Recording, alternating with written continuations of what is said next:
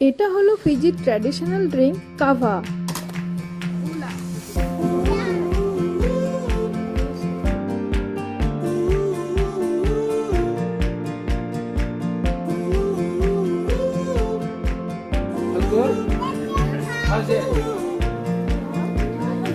ফিজির traditional drink খেয়ে কিছুটা সময় সমুদ্রের পাড়ে কাটিয়ে ফিশ ফিডিং আর টার্টেল ভিং করে কফি খেয়ে আজকের মতো দিনটা শেষ করলাম।